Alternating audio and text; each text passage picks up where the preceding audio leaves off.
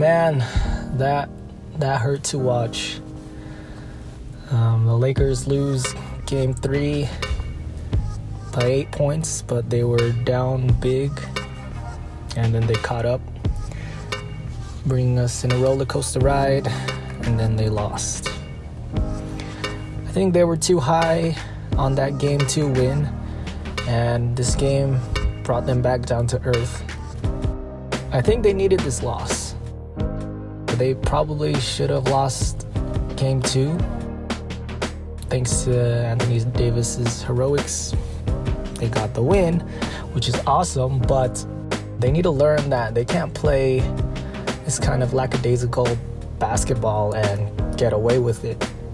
And they learned that today. They didn't come out with the energy, and they ended up in a big hole.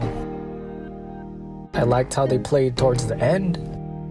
Almost pulled off a comeback, but they put themselves in too big of a hole.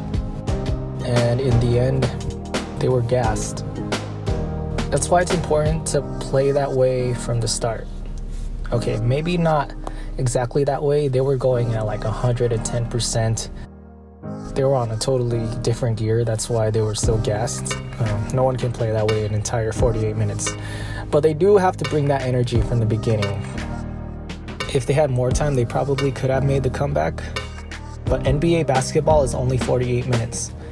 That's why it's really important to establish your game, play with your energy at the beginning. But we saw in that little stretch how scary this Laker team can be. When they're locked in on defense, when they're locked into their game plan. I keep saying it, there's nobody that can beat this team. But this is the Western Conference Finals. There are only great teams left, so you can't take nights off. Denver's not just gonna roll over. So you have to come fully locked in and have to snatch the life out of them. Hopefully they learn from this. Now they know that they can't just play half-assed and get away with it. Let's bring that energy. Let's play that Lakers basketball game 4.